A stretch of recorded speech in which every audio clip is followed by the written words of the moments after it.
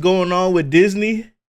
I don't know what's going on with this fucking childhood actors, Hollywood. But we been knew there was weirdos. We been knew that. It's just crazy hearing it. Like, we know shit goes on behind the scenes, but we don't really know for real because none of us are in that like scene. And it's just crazy hearing about the shit that goes on. And this man Drake Bell was a victim too. And now he's victimizing people. I think recently he just got caught messing with kids too or some shit. I forgot what happened a while ago. I think it was like a 16-year-old girl or some shit. But anywho, let's see his story. He's talking about I kind of relate. Let's see. He turned 21. Happy belated. Happy belated. Oh shit. I found beauty in my pain. I'm running away. Do not disturb. From the abuse and all the shame. 'Cause no one comes to my house anymore. No one knocks on my door.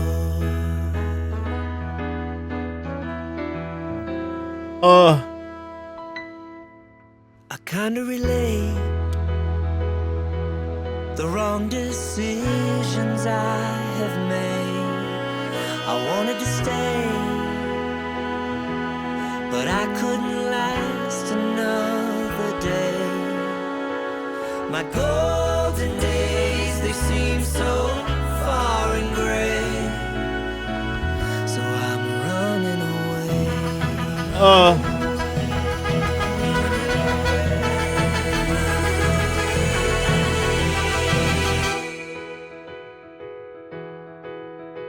So has anybody watched that Dan Schneider documentary? Has anybody watched that shit?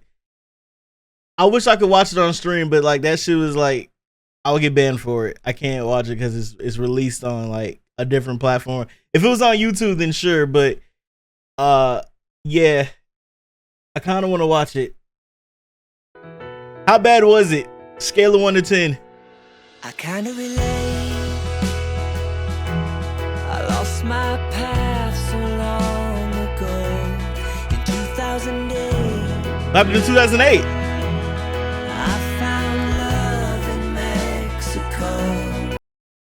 You found love in Mexico. I fought with Latinas too. I fought with them.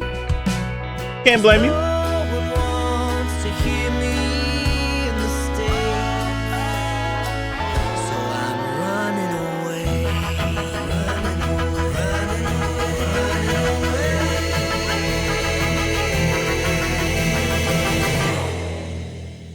Maybe I will arrive in my new home tonight. Or maybe I will survive. I know I was wrong, but I'm gonna make it right. I know I've done wrong, but I'm bound I know I did wrong, but I'm about to make it right. All right, so what exactly are you about to do? to make it right. You about to make it right how? She left me unaware, 'cause I didn't care for anything dear to her. Out the window to the world, forget about the girl and make it alright.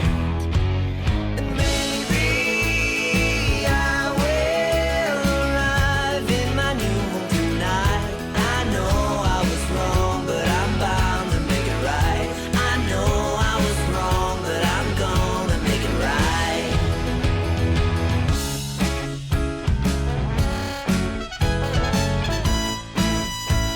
I don't know what it is. Like, I don't know if he's just trying to like explain his feelings. Either way, the song pisses me off.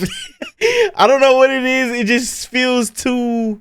It feels too like, you know how like when you watch a movie, a Disney Channel movie, in the middle of it they just start breaking out in dance and song. I'm randomly breaking out in dance and song vibes. I don't like this song. I'm just trying to listen to see if I'm missing any secrets, hidden messages. But holy,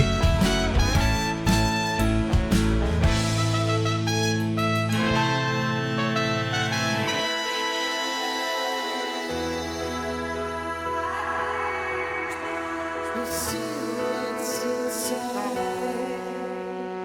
Maybe I will arrive in my new home tonight. Maybe Yeah. I will arrive in my new home tonight. Maybe I will survive. I know I was wrong, but I'm bound to make it right. I know I was wrong, but I'm gonna make it right. I know I was wrong, but I gotta make it right. How exactly are you gonna make it right? Get out, so I got on this flight.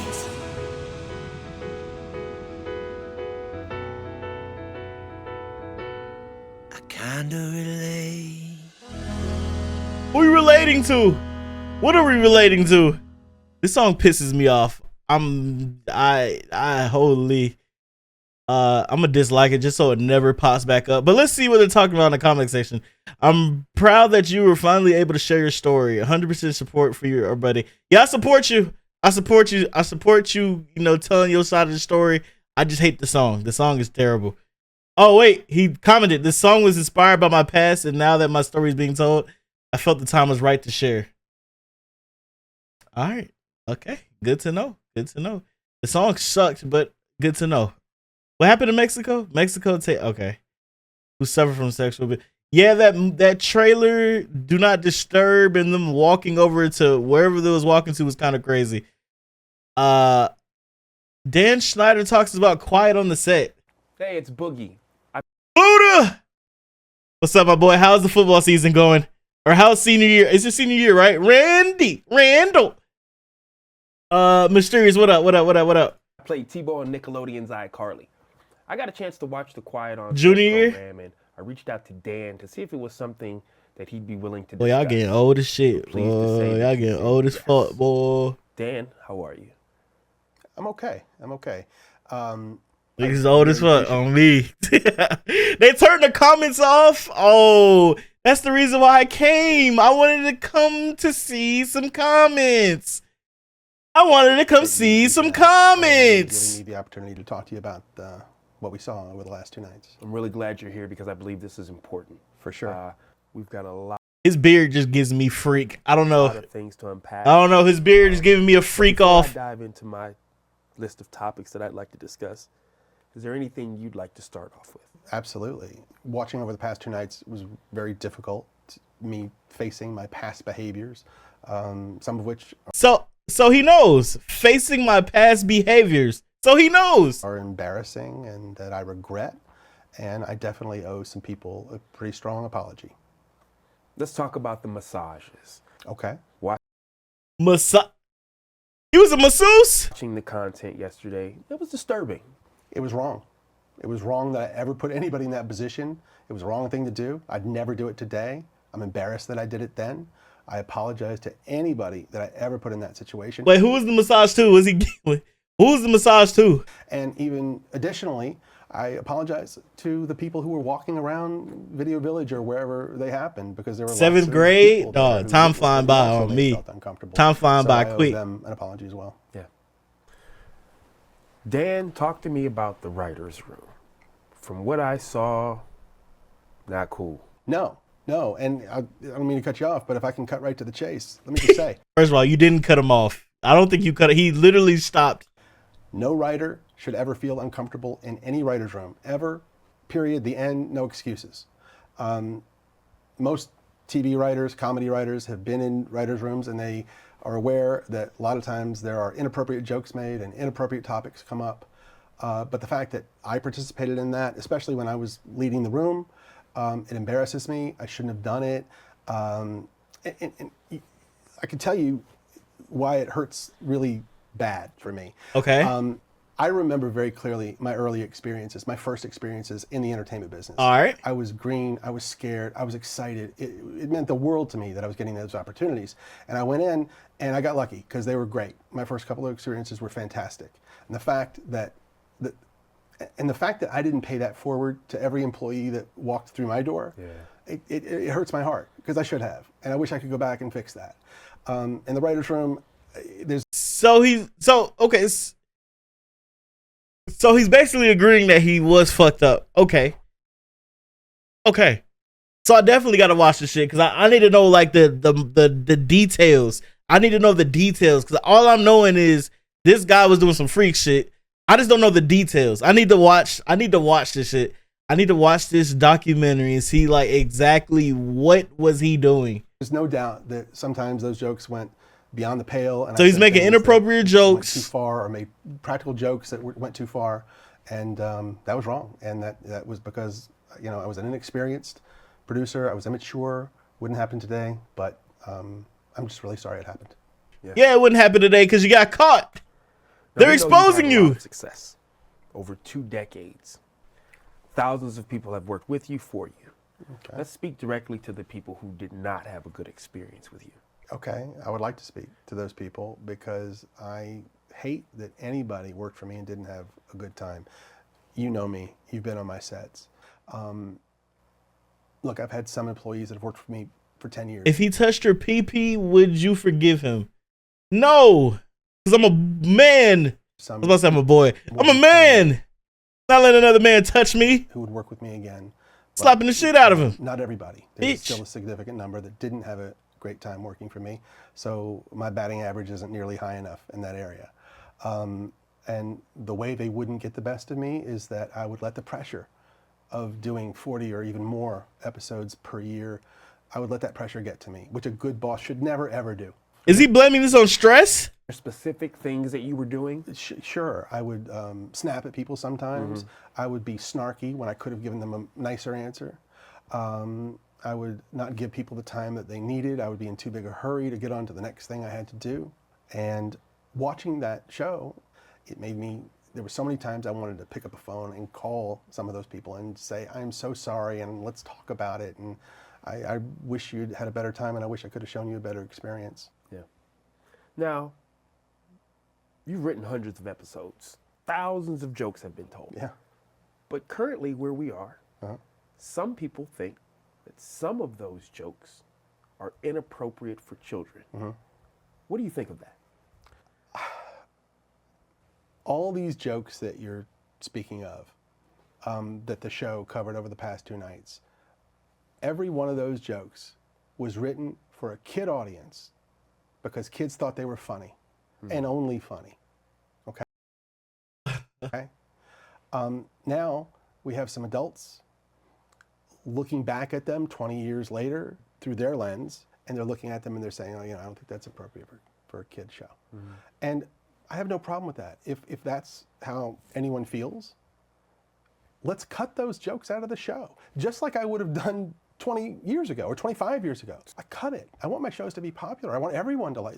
The more people who like the shows, the happier I am. Yeah. So if there's anything in a show that needs to be cut because it's upsetting somebody, let's cut it. So I think it's big for you to say with your work, if it's viewed as that today, you don't have a problem. Cut it. Cut it. I mean, that's a solution. The last thing I want to ever do is put any content in a show that's going to upset my audience and make them want to turn off the TV. Why would I ever want to do that? That makes sense. I want to give you an opportunity to Cut it. kind of elaborate on something. Okay. The thought process from the series is you had the power to just write a joke, and no matter what, it's going on TV. You just had that type of power. Is that true? The notion that I had the power to just produce whatever I wanted and have it air is completely false. Okay. There were many, many levels of scrutiny. Okay? We had executives in LA. We had executives in New York. So 2 coasts. 2 coasts Okay. of Both approval. coasts. Yes. And by the way, approval at every stage, really. Okay. And I'm talking about wardrobe. I'm talking about makeup. Is this like a damage control interview? Is this like they brought somebody who he used to work with that's like on his side no matter what, and they're just kind of they gave him like control questions to ask him? Sound, Is this one of those? sets, dialogue, jokes, everything. Now, when you say approval, these obviously that's a hierarchy, not your colleagues or right. people in the room. Okay. No, not my colleague. No, these are my bosses. Bosses, and then their bosses, and then their bosses. And they're approving all of this stuff. Okay. Okay? And we're also shooting it in front of all sorts of adults and caregivers and the set teacher and the families. Everybody's watching it. And if anybody had said anything, So he basically saying it's not just me fucking up. It's everybody else. The parents was there. I had the directors, my bosses, the West Coast, the East Coast directors. That's all I'm hearing. It's not just me. Everybody else is doing some fucked up shit too. Hey, we don't like that. That's not appropriate. It would have been cut out. Now, I'm gonna push back a little bit because the series painted you in this way that you were just the guy that was doing what he wanted, and people were afraid to confront you about things. So just humor me. Say that was the case. I seen a clip like that. They said like they was pretty much scared. They was scared to like talk back to him because he pretty much knew everybody in the industry. He pretty much knew everybody in the industry, and if you like basically got on this bad side, you'll never work again. Basically, I seen a clip like that. So let's see what he says to this. What would have been the ultimate way to? Okay, if nobody on the set, if all of the dozens and dozens of adults that were on the set, if they didn't say anything, if my bosses said, if they insisted, you got to make a change here, you got to cut that, I had to do it. I had no choice. Got it. Now this next one, it kind of hit close to home. Being a new father, I wouldn't be opposed to my child being in the entertainment industry. It doesn't matter what age. Yeah. After hearing and seeing like what goes on in Hollywood, I don't think I would want my kid to do that because like I feel like I wouldn't be able to be there to watch them 24/7. And if I can't supervise them in this environment, I don't think I want them to do this at all. At all. This movie shit, this acting shit, it just seems like too much. I seen a clip where they was talking about, you know, not every kid is gonna make it to this level, but let's just say my kid did make it to that level. I seen Miley Cyrus's like acting gig time schedule, bro. As a 12-year-old, she was her days started, I think they said her days started at like 7:30 or some shit. And her days didn't end until like 9-10. She only had like 15 minutes to eat. It was either eat or sleep in between. Like you couldn't do both. I'm like, bro, what? This shit does not seem fun at all. At all. This shit sounds miserable. And then you're dealing with these freaks who takes advantage of these kids. I remember a long time ago, I seen a thing. I don't know if y'all remember that little girl. She used to be in commercials all the damn time. Like this is way before I was even born. She sang the animal crackers in my soup. I remember seeing a documentary thing on that. What is her name? Dolly Parton. They were saying even as a kid, she was getting like messed around with adults, bro. Like that's insane. Is it Dolly Parton? What is her name? Animal crackers in my Shirley Temple. Is it Shirley Temple? Oh, there we go.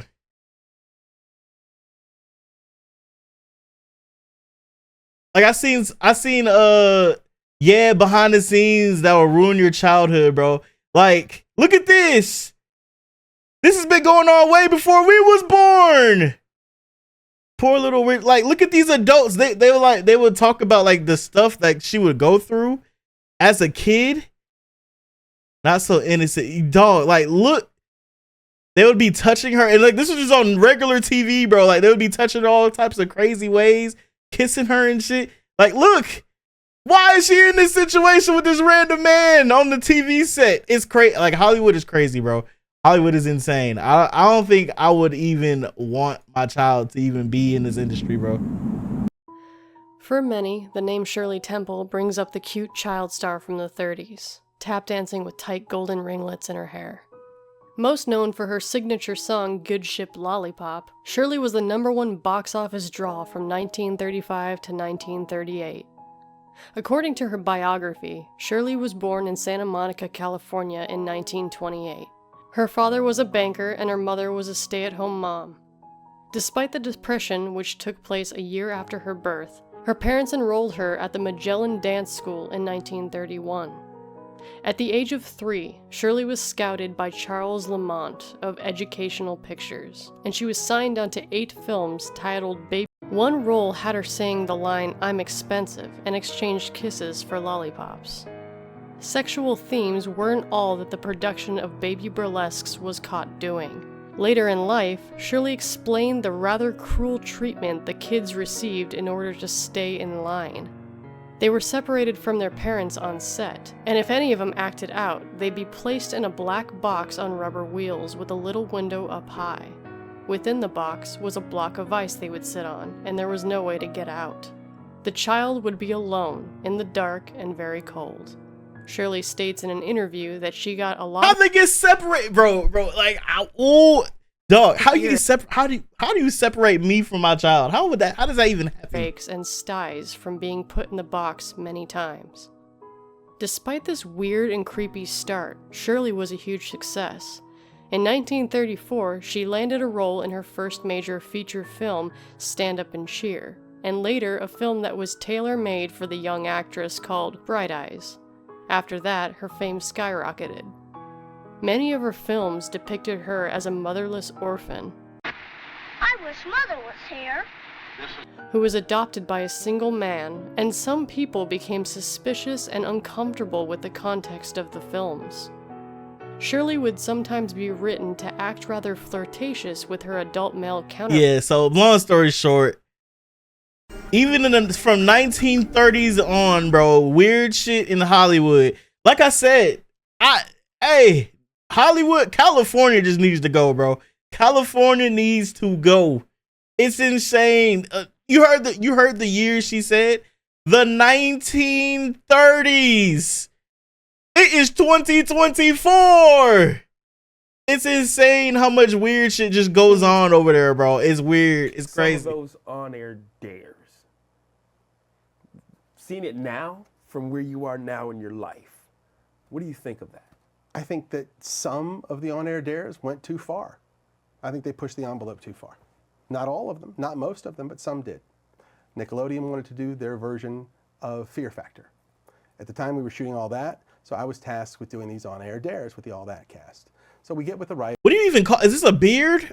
What do you call it? What is this? And we come up with all these ideas, and it's hard to do because we don't have the budget of Fear Factor, and we can't put the kids in dangerous situations like the adults are put in. So it was hard to come up with stuff. But we would come up with all these ideas of dares they could do. We would give them to the network, and they would say, tell us the ones that were okay. Right. Those are the ones we shot. Those are the ones that aired. At the time, I had no indication that any kid ever had a problem with them. But when I was watching the show over the past 2 nights, I now know that there were kids who did have problems with the on-air dares. And it breaks my heart. And I'm so sorry. I am so sorry to any kid who ever had to do it. Are you sorry that it happened, or are you sorry that you got caught? Which one is it, huh? You're only sorry when you get caught. You wasn't sorry those 2 decades of you directing and doing these freak-offs on the set? You wasn't sorry then. Why are you sorry now, huh? All of a sudden. Dare or anything that they didn't want to do or weren't comfortable doing. We went out of our way to make sure they were safe and that everything was done properly. But if a kid was scared and didn't want to do it, kids shouldn't have had to do it. Yeah. Period, the end. Right. And if I had known at the time, I would have changed it on the spot. Now, we also saw the series highlight. Do y'all think this is like an actual room or one of those like Hollywood sets? I'm just looking at the background. I'm like, what the fuck is this room? What are these books in the background on that shelf? Two former Kind of writers, curious. two women who spoke about a wage discrepancy. Now, I know that you don't divvy out salaries. Talk to me about that part. Well, you're correct. I have nothing to do with paying writers. I never have. I've never made a writer's deal. And of all the writers I've been in a writer's room with, I never even knew how much most of them were getting paid. Yeah, but we saw these two women who were writers for you sharing one salary. How does that happen? It's very simple. There's a common practice in television when hiring writers. If you have a spot for a new writer, sometimes Sharing you go to 2 writers and say, hey, if you 2 new writers for your first job are willing to share a salary, you can both have the job. Damn, sharing salaries. Interesting. They have the opportunity to say, yes, that sounds good, or no, no thank you. In this case, it was 2 women writers. I've done another show where that teaming was done with 2 male writers, and they split a salary. I did another show where it was a male and a female writer. And Is acting even all what it is? The crack is it cracked into what all it seems like? I remember recently, not too long ago, the actors had they had some type of strike. I forgot what it was exactly. They wasn't getting paid fairly too, or some shit. What was it? I can't remember. It was recently, not too long ago. It was like actors, they was doing something for fair wage. Is even being an actor worth it? I'm hearing all this shit going on. Is it worth it? And they Holy. So And these are all first-time writers. all first. And now they're splitting salaries. I've never knew that. I'm learning new shit every day. writers looking for their first gig. Got it. But I guess I guess I can understand because it's like their first. He just said first gig, so it's like they're trying to make a name for themselves. They're trying to get their foot in the door. It just sucks that you have to go through that, but damn. I see it like, so I'm just gonna assume it's like what's it called before you start working somewhere. You don't get the full wage, but you get your foot in the door. What's the, I can't think of the word. Fuck. Just to get your foot in the door, you'll take a it's about to piss me off. Internship. Yes, that's the word. I could not think of it. Internship. So I guess it's like an internship in a way, right? Some places you gotta do an internship. Like when I was when I worked with the Braves. Cause at one point I was going to school for sports marketing. And instead of paying us full, they had an internship. They had an internship where you can get your foot in the door, learn the ropes, see if you like the job. So I guess I can understand that split the wage bullshit. It's just another word for internship, I guess. Because that's what I did with the Braves when I was working for them a long time ago. Now in the series, it just sucks that you have to do that. It sucks. they also highlighted 2 black actors who said that they felt overlooked. Now I want to be clear. I'm never going to speak on anyone else's journey. Yeah, I can talk about my experience, how my experience was with you, what I saw Yeah, Mr. I seen you said his fits, or both their fits is pissing me off. Both of them. I agree. prior to working with you, but again, I don't. Every time they do this backup shot, I'll be like, bro. on anyone's journey. I saw you be honored for diversity in your work. Yes, and the reason for that is diversity has always been very important to me in my shows. If you go back to the very first Nickelodeon show I ever made, that's very evident, as it is in the second one, and then the first movie I ever made for Nickelodeon, which starred Kenan and Kel, and every show I did after that. Oh yeah! Wasn't he the store owner? Now that I look back at it, I forgot about Kenan and Kel. Had a lead black actor in it. I'm very proud of that. It's very important to me. And not only am I proud that... Was that Dan Schneider? Was that him? Now that I'm thinking about it, was that him? He just looks so different. He just looks so different. I didn't even. No, that's not him. That's not him. Okay, I'm thinking wrong white guy. Silly me. Not all white people look the same. Silly me. I thought this was him. Is this him? Can I help y'all find something? Why y'all all dressed the same with the Stop glass? talking.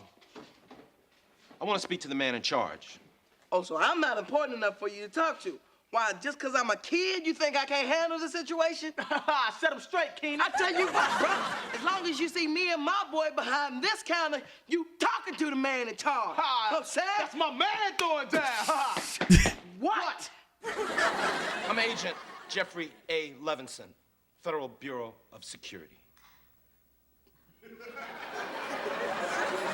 Wrong Dan. Okay, so it's Dan Frischman or whatever the fuck.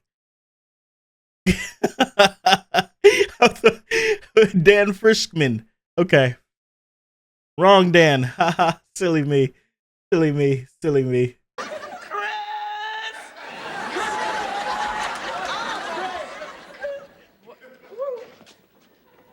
Who are you people? We're with the Federal Security Bureau. Doesn't the FSB work directly for the president? Of the United States? What you've said is exactly correct. So how's the prez doing? You can ask him yourself. He's right outside. Oh, did y'all hear that?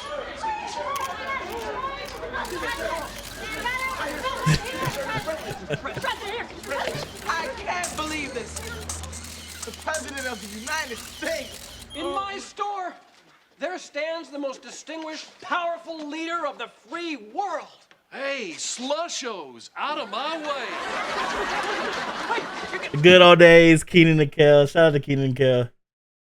They were in my shows. Yeah, I think the black guy was the taco. I didn't really watch iCarly too much, but I'm pretty sure that's him. The achievements they've had beyond my shows. All the newer Nickelodeon shows, I wasn't really tapped in because I was outside or a little bit older. wasn't really tuned in no more. And better things, and that gives me a great sense of pride. Well, something that really kind of bothered me was how they depicted your relationship with the cast. Yeah, it bothered me too. Yeah, just me being there, I knew the dynamic was trust. I understood that in situations where they may have had turmoil, whether it be with their families, whether it be other castmates, they came to you. Versus how they made you look. With that said, Amanda Bynes was brought up in the series and her emancipation and how you were involved in that. Can you talk to us about it a bit? Sure. Amanda was between the ages of 16 and 17, and she wanted to get emancipated from her parents, which was a fairly common thing with successful young actors, at least at the time. Sure. And she wanted that for herself. So she turned to her team, which included her lawyer, her agent, her manager, her What was wrong with her parents? Why she want that? publicist, me, because she included me as part of her team, thought of me that way. We supported her. She tried to get emancipated. It ended up not working out. She didn't. Well, since we're here, let's stay here for a moment.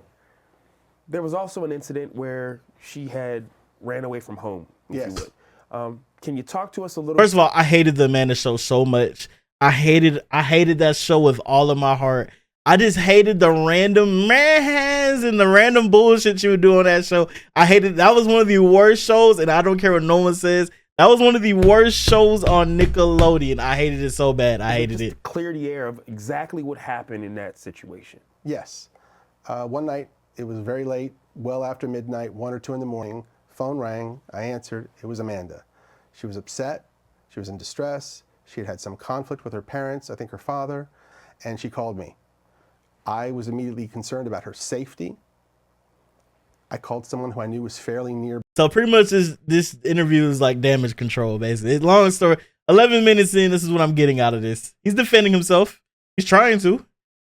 That's what's it's always two sides to everything, bro. So it's like, I don't know. We will never fully know. Like I'm just gonna assume the victim side is true, but you just never fully know until like the actual like evidence and all this come out. I gotta watch this documentary because I don't know. I'm just listening on the outside in. I'm just trying to, I'm trying to feel it out. I'm hearing him out. I ain't taking no sides yet because I haven't heard the other side. But that's what I'm getting out of. He just defending himself, which I don't blame him. If I was getting accused for something I didn't do, I would want to defend myself too as well. Now he's doing this. Oh, they trusted me. They came to me with all the problems. If anybody had a problem, they could have came to me. I wasn't the only one making inappropriate jokes. We had to put my bosses, the East Coast, the West Coast. Let's see what else he got to say. Nearby, that person was able to go and pick her up. Then I knew she was safe. I felt better. She ended up being taken to the police. Because the parents take most of the money and you never see it again. You get the money straight. Well, regardless of what some people may think, I think it's only positive that you are there for people when they need you. That said, let's talk about some of the things that have just been swirling forever. Okay. You were banned from your set. How you get banned from your own set? Never happened. Oh. That is a false rumor. What happened? Add it to the list of false rumors. Talk to me. What happened? Fake news? They were adult actresses at the time, and they had their own specific reasons for not wanting to do the show anymore. I'm not judging that. It got tense, and what they don't know, maybe, is I did everything I could to make that show go away. My producer partner at the time, we would call and say, this is not a good situation. Okay. So I decided I'm going to do what most showrunners do, which is you're not on the set. There's a director there to shoot it. I'll go up to the writer's room. I'll work on the next script. But because everybody was so used to me caring about every detail of every show so much, for me not to be on the set, maybe some people thought I got banned. So it was more of an assumption because this guy's usually here and now he's not. I don't know if it was an assumption. I don't know if somebody thought they were making me look bad by saying I got banned from the set. I have no idea. Okay. All I know is I was never banned from the set. Yep. The darkest part of this series discussed child predators. Oh Lord. Oh man. Oh, it's about to get heavy. Child predators. The allegations are here. Let's hear him talk about it. What does he have to say? I want to make sure that we clear a couple of things up. Okay. Brian Peck was not hired by you. No, I did not hire Brian Peck. This was a Tolan Robbins production? Yeah. And when Drake and I talked and he told me what had happened, I was more devastated by that than anything that ever happened to me in my career thus far. And I told him, I'm here for you. What do you need? Which Drake mentioned in the show that we watched last night. And next, I heard that he went to court when this guy was being tried, Peck. And when Drake walked in, he saw 50 people sitting on the side of the courtroom supporting Peck. A lot of them pretty famous. Of course, Drake was devastated that that happened. And even more disappointing, 41 of those people wrote letters for Peck, character letters, praising him for who he was and asking for leniency. And they knew that he was guilty. They knew he had. They knew? And that's crazy. Like the power some people have, bro. That's crazy. Confessed to some degree. And they still did this. That's baffling that adults would do that. So where were you, huh? Were you not on Drake's side? What where were you in this situation? Were you opposing the 41 people or 49 or 50 people? Yeah. And I don't know if people know this, but Drake's mom, a lovely woman who I stay in contact with this day, she came to me at the time and she said, Dan, I'm not good with words like you are. And would you help me?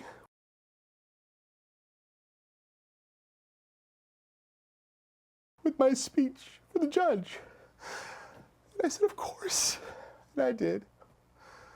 And he ended up going to prison and serving his time. And yeah, that was probably the darkest part of my career. And here's the kicker that I really don't get. After he got out of prison and was, to my knowledge, a registered sex offender, he was hired on a Disney Channel show. I don't understand that. I don't understand. Yeah. I appreciate you sharing that, man. Are you okay? You want to take a minute? Yeah, I'm all right. Let's keep going. Yeah? Yeah. Okay. I think we really unpacked some important things. We set the record straight on a lot of things. Before I let you get out of here, I appreciate the vulnerability that you use in knowing that there's definitely things that you would have and should have done differently. Is there anything that we haven't discussed? Anything that if you could go back and navigate the journey differently, what would that look like? Yeah, there's definitely things that I would do differently. One that I think would be really, really important is when you're hiring young actors, minors, to work in television, I would suggest that we have a licensed therapist there to oversee that process for the specific reason of making sure that those kids really wanted to do this job, that they really wanted to be on television. Maybe they should even be informed about what that means. What's it going to mean if you're famous? What's that going to mean on social media? What's it going to mean within your family? Let them find out. And then that way, if a kid doesn't want to be on a TV show. Yeah, I think kids should want to do it. I feel like a lot of the parents, they force their kids into shit like that. Like they force them into like stardom and paying the bills for them. The parents is living off the kids. I think kids should want to have to do this because the way it's looking, we all seen it. All these kids stars, and they grow up and they become so fucked up, bro. It's insane. I can't even imagine like what goes on behind the scenes because a lot of them become so fucked up, bro. A lot of them. It's crazy. That psychologist, that therapist could come to us and say, this kid doesn't want to do it, or their parents aren't understanding of what's going to come. And then we could avoid the mistake of ever putting a kid in a TV show that didn't want to be there. And additionally, the main thing that I would change is how I treat people and everyone. I definitely at times didn't give people the best of me. I didn't show enough patience. I could be cocky and definitely overambitious. And I ain't gonna lie, you sound like me at work. Yeah, niggas, I be cocky as shit. I be annoying. I be talking back. I be talking with attitude. You sound like me, but that's because I don't want to be there. You were there doing freak shit. I was at work, actually just didn't want to be at work. So I guess it's a difference. Sometimes, but I was the same way. A lot of people would say the same rude thing. and obnoxious, and I am so sorry that I ever was. And all right, when I watched the show, I could see the hurt in some people's eyes, and it made me feel awful and regretful and sorry. I wish I could go back, especially to those earlier years of my career, and bring the growth and the experience that I have now and just do a better job and never, ever feel like it was okay to be an asshole to anyone ever. Nah, sometimes you need to be an asshole to people. I ain't gonna lie. If you work in retail, you need to be an asshole. If you work in food, you need to be an asshole because people be dickheads. Sometimes it's necessary. It's necessary. Look, I wanted to make funny TV shows for kids, and we definitely did that. But instead, you made freaky videos for the freak adults around the world. But if I could go back, I would get it done in different ways. I'd just be nicer as often as possible and listen more to the people on my team. And I would do everything that I could to make sure that everyone had a good experience. That's what I do differently. Dan, I appreciate your time. I appreciate you. Thanks for stopping by, man. Thank you. Wow. YouTube. Let me know how you feel about Dan Schneider. Let me know. Put it down below in the comment section. I don't really have an opinion right now, but once I watch the documentary, I'll put 2 and 2 together and I'll figure everything out. In the meantime, like, comment, subscribe, share. Thank you.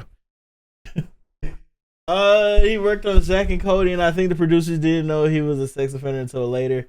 Wait, so is Brian Peck Josh Peck's dad? Which is insane. Is that Josh Peck's dad? I remember seeing some on. I didn't watch it because I wanted to wait until I got on Twitch. That's Josh Peck's dad, right? No, not related. Oh, they're not related. Okay.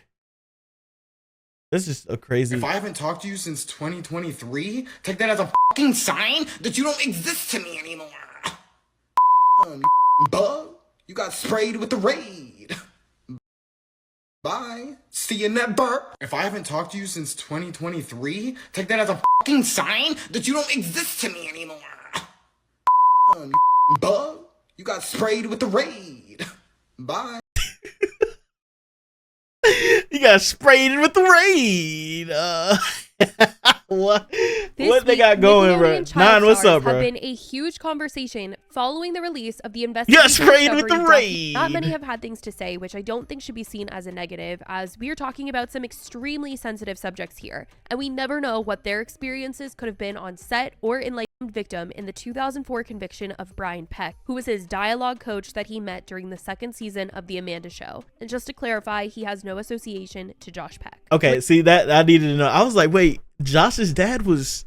Freak had not publicly talked about this until now and has shocked a lot of people by revealing this information. People had later commented on Josh's social media accounts wondering if he knew about this. He had also posted a TikTok earlier this week that people interpreted as shady towards Drake and the series. If I haven't talked to you since 2023, take that as a fucking sign that you don't exist to me anymore. Damn, you fucking bug. You got sprayed with the raid. Bye. See you in that burp. Although it wasn't confirmed that this was shading Drake in any way or the series, people accused. That's bad. Oh my god, I'm cringing. This secondhand embarrassment. Him of being oh my god, way just because it's public. Why'd he upload and that? Drake aren't friends. In 2022, Josh confirmed this on the BFFs podcast. Yeah. Are you guys like not friends? Not really. No. There was like Drake there was Bell like went down a bad path. there was a long story with Drake. I feel like you didn't invite him to your wedding, right? That's what I happened. didn't invite him to my wedding, and the internet went crazy. And there's been a lot of drama between these two in the past, with Drake publicly stating that he was hurt to not have been invited to Josh's wedding, and the two later did reconnect, but drama started up once again as Josh told the story of how they reconnected, and Drake's wife came out to say that things played out much differently than he had described. So things just always haven't been the best with these two, hence why people... Is he really a dickhead? Assumed even more that he was shading Drake. People also wanted to know Josh's stance on Dan Schneider following the series, because prior to its release, it seemed he was on good terms with him. It was said that he invited Dan to his wedding, and it sounded like he might have defended Dan against Jeanette McCurdy in an unreleased episode of his podcast, where he had her on. He admitted at one point that she did He had her on? not let him release the episode that they shot together. I thought it was an amazing book. So did we, despite what Jeanette says. What did? Oh, did she think? She was our first ever guest. Really? Like the day that she released her book. Like she was becoming it. She came on. It was an amazing get for us. We were truly good guys. Unbelievable interview. Spoke about everything that she wanted to, nothing that she didn't want to. It ended, and she told us not to run it. Read Jeanette's book. Yeah, I read Jeanette's book. I don't know where. Oh, and obviously the Dan Schneider, or alleged Dan Schneider, yes, chapters were so crazy, and it just put me and all the Jamie Lynn Spears conspiracies and stuff like that. What happened with Jamie Lynn? What's the conspiracy? Yo, it's just more and more. I'm learning new shit. I'm learning as we go. What happened with Jamie? I don't want to grill you on this. I don't want to ask you anything that makes you. No, you can. What were your interactions with him like, if I can ask? I am being 100% honest. He just was a tough boss. Yeah. And I was a kid. Which is crazy. Yeah. With it, obviously, I'm sure you've unpacked that in therapy, you know, the feelings of... That's right. Having a fucking boss when you're a kid. But see, I like what you just said, because we actually spoke about it a little during the Jeanette podcast that never aired and will never see the light of day. But at least from my understanding, like, Josh's experience as a child actor was far different from what is portrayed by others. Josh, I don't think that you would agree that you hated it. Like, I think you loved it, right? Like, I know that there were tough things, of course, but... Yeah, I think both things can be true, right? There was a duality to it. Though Drake did not seem to have a problem with Dan in the series, he didn't say anything negative about him, and even admitted that Dan called him. That boy looks spiffy in this picture. Like, you know, I like this picture. It's a good picture. I want a picture like this. This shit fire. Is that a gum wall? Is that gum? After Brian's arrest, and he confided in Dan that it was him that was the unnamed victim in the case. So it honestly wouldn't surprise me if being a child, I was just saying, being a child actor has to suck. Josh would still also say somewhat positive things about Dan, even though there's been so many things said about him and the things that he's done, the way that he's made people feel. And I mean, this is an insane picture. I can't even imagine this guy. Dog. So, what I'm getting out of this video, Josh is a dickhead. You mean to tell me? Well, he probably just sees them as co-workers. He don't even see them as friends. He just people they work with. Because I know if my friends say some shit and I know them and I know how they are, and if they say some shit about somebody, I'm gonna believe my friends for real. That's just how I'm gonna believe my friends over anybody else. Like, if my friend tell me such and such is doing some lame shit, I'm gonna be like, okay, niggas doing lame shit, cool. I'm talking bad about him too. Fuck it. But he's defending him? He was let go from Nickelodeon for a reason, but since Drake doesn't seem to have bad things to say about him, I don't think that Josh will suddenly switch up his stance. Drake ended up coming out and posting on TikTok defending Josh's name, saying that Josh did reach out to him privately and he does not want Josh to be getting any hate right now. Hey, what's up, guys? I just want to clear something up. I've noticed a lot of comments on some of Josh's TikToks and some of his posts, and I just want to let you guys know that this is really processing this and going through this is a really emotional time, and a lot of it's very, very difficult. Has any of y'all ever wanted to be actors? I never wanted to be an actor. But just seeing all this shit here, boy, it is insane to me. Bruh. Like, Hollywood is crazy, bro. Hollywood is insane. So not everything is put out to the public, but I just want you guys to know that he has reached out to me, and it's been very sensitive, but he has reached out to talk with me and help me work through this, and has been really, really great. So I just wanted to let you guys know that, and to take it a little easy on him.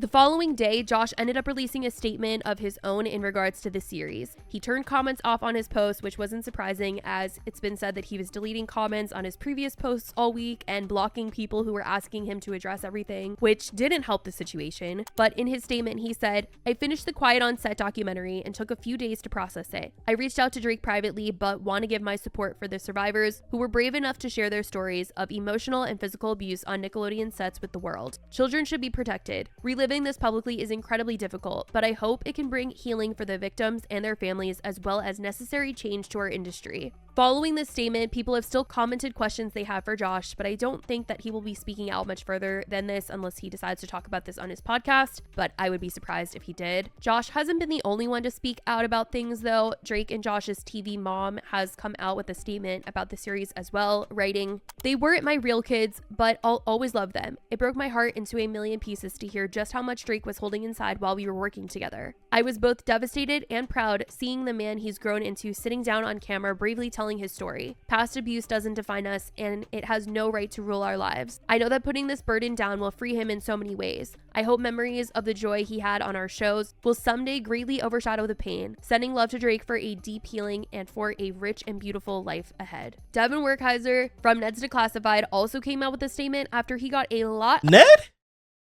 of backlash, along with his two other former Ned's Declassified co-stars that he currently does a podcast with, Lindsay Shaw and Daniel Curtis Lee, as they were seemingly joking about the Quiet on Set series on Live the other day.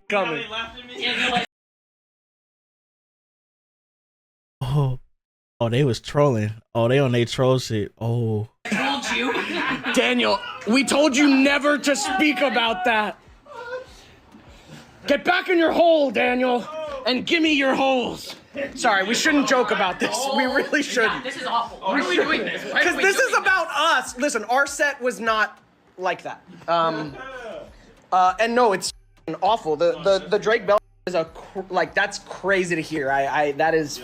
And that never came out, which is really wild. Devin tweeted out an apology saying, "Sorry to Drake, gutted I hurt Yeah, give me your hoes is crazy. you. I was being an idiot today, no way around it. I feel horrible that my dumb was even speaking about this without seeing it. I watched Quiet on Set tonight and am horrified by the gravity of what Drake and others shared. Truly heartbroken about what my fellow actors went through. I can't believe they weren't protected. I'm sorry for compounding any hurt. This whole series has just started up so many conversations online with those urging the network and other children's programming to ensure children's safety on set. And people have also just been left in horror at the fact that a lot of people are just walking around free right now despite crimes committed. Some have served time, but not nearly as much time as people believe should have been, and the fact that some of them were even able to get work afterwards, especially on other kids' shows. It's just disgusting. But that is what has been said this week since the docuseries has been released. If any further statements are made or any other updates come out, I will. Nickelodeon. Yeah, I'm gonna watch that shit probably not tonight, but I'm gonna watch it tomorrow or some shit offline. Ain't nothing real new to me, nope. Same old, I go through the same old. I chop it up, but some of my day ones, we been through the same hoes, got the same goals. We all see the same code, burden our souls. Wonder why we face days. This how we coming and rocking for Z's here to stay. I said I'm bringing straight bass, I'm bringing that straight bass, I'm bringing that